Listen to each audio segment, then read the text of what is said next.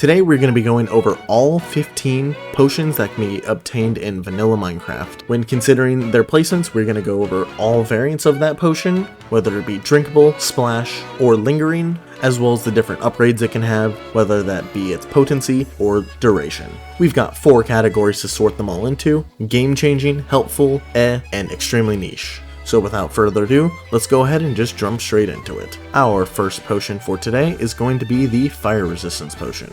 Honestly, this is a very great utility potion. It is great for exploration and combat, as most people have some sort of fire aspect, flame, or lava buckets when PvPing, and lava is a very hazardous thing when exploring, whether it be the Nether or Overworld. So generally it is very useful to have fire resistance, and it is going to be going into the helpful category. Next on our list we have the Harming Potion. So generally the Harming Potion is a pretty solid way to deal damage. It's just very inconvenient since you can't actually have them stacked in your inventory. It's much more efficient simply just to use a weapon, whether it be melee or ranged, rather than trying to keep a whole bunch of Harming Potions on you. Especially if you're in a PvE environment rather than PvP, it's much better just to carry a weapon rather than a bunch of potions, as well as it costs a whole lot more materials to make them. You're never going to use the drinkable version of a Harming Potion. It will usually always be splash, as you're trying to do damage to others and not yourself.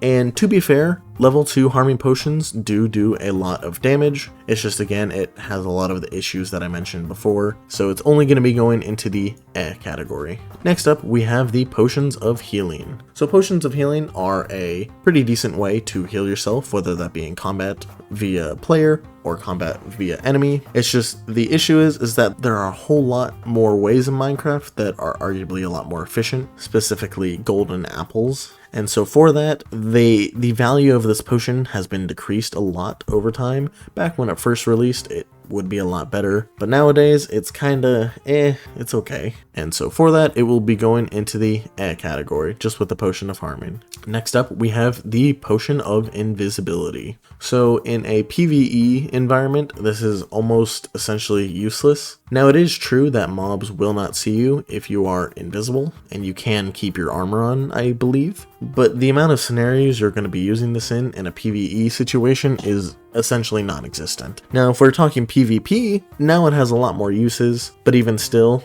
it's going to be very rare, as with PvP you can't wear armor while having the invisibility potion, otherwise it will, give you away. And so for that, this is not necessarily a bad potion, it's just going to be going into the extremely niche category. Next up, we have the Potion of Leaping. So similar to the last one, Potion of Invisibility, PvE, there's not much here for you. There's not much in the way of utility either, as this potion doesn't last very long. And if height difference is your main issue when using this potion, then it's much better just to use either an elytra or simply place blocks, whether that be, regular Minecraft blocks or using ladders. So generally, you're not really going to be going out of your way to craft a leaping potion, therefore it's going to be going into the extremely niche category. Next up on our list, we have the Potion of Night Vision. So Night Vision is not really a PvP or PvE potion, it's more general utility in Minecraft, and honestly, I believe that it just does its job well. Unless you are using some sort of client that gives you full bright, or decide to never go in caves, then using a night vision potion is a pretty solid way to being able to see around where you're going. And for that, it is going to be going all the way into the helpful category. Next up, we have the Potion of Poison. So this one is definitely a PvE/PvP sort of potion, as there's not much utility to it. It doesn't have any other functionality other than giving whoever gets hit by it poison. And unlike its counterpart, the Potion of Harming, it doesn't do its job as well in a PvP scenario, as the damage mostly comes from over time. But there are still a few good scenarios where it can be used, as if you have a Poison 2 potion that lasts for about 40 seconds, you're going to be able to keep your opponent at a very low health for a very long time. And that goes for mobs as well. And because of that, it just barely irks out that position right next to the Harming Potion and Healing Potion. Next up, we have the Potion of Regeneration. So obviously this is very similar to Potion of Healing, in the sense that both of them, its main utility is to restore the health of whoever is affected by it. But I believe that regeneration, since it can have regen 2 or it can have a very long duration, it generally leads to more health regeneration than simply potion of healing. I believe it is more helpful than the potion of healing and can be used for a lot more scenarios. So for that, it will be going in the helpful category rather than the category. Next up, we have the slow falling potion. Now this potion is kind of weird because there's not really a whole lot of scenarios that I can think you'd use this in, whether it be utility or PvP/PvE. Most people nowadays are able to water bucket clutch, or at the very least make precautions for falling.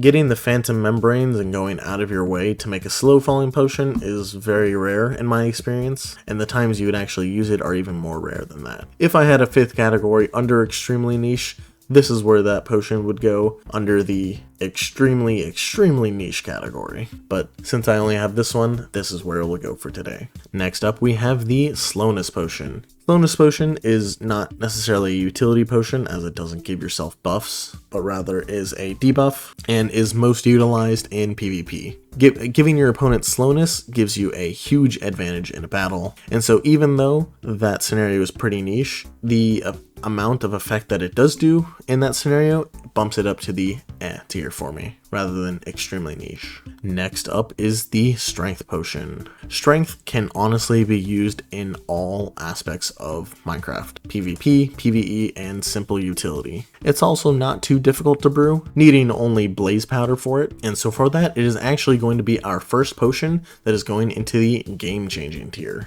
Next up is the swiftness potion. So similar to the slowness potion, this one obviously affects your speed, but in a positive way. This can be used in PvP or PvE scenarios, and also can just be used in general utility of Minecraft. Although you're not really going to be using it too much there, it still can be used to help make your life a little bit easier. And for that, instead of going in the tier like the slowness potion, it is actually going to be going in the helpful tier. Next up, we have the potion of the Turtle Master, and honestly there's not much to say about it. It gives you extreme slowness but extreme resistance. The amount of scenarios you're going to be using this in, extremely niche. You can argue all day and night about the usefulness of this potion, and I will agree with you that it can be useful. But the issue is that it can be useful and not that it is useful. You will have to search and find a specific scenario in which this potion is useful in, rather than the situation coming to you and requiring you to make this potion ahead of time. So for that, it is going to stay in the extremely niche tier. Similar to slow falling, if there were a category below this, I think that's where I'd put these two. Next up is water breathing. So unless you have a conduit, I believe that water breathing is actually a very solid utility potion.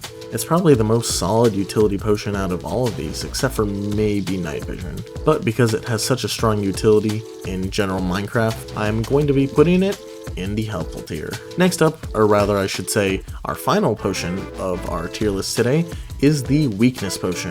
So the weakness potion is a little different than the rest because it has more utility than simply just the potion effects that it gives. Obviously, of course, in both PvE and PvP scenarios, giving your opponent weakness will help you a lot in the long run. It's essentially just the opposite of giving yourself strength, but it acts in the same way.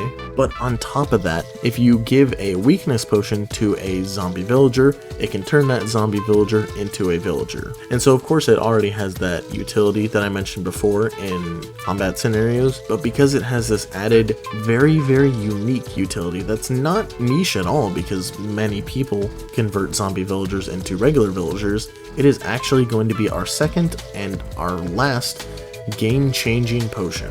So this is my complete potion tier list. If you're wanting to join in on the conversation to tell me whether I'm wrong or right, I do have a Discord that can be joined. The link will be down below. And if you don't feel like joining the Discord, just leave a comment. I respond to every comment. So with all that being said, I will see you guys in the next one.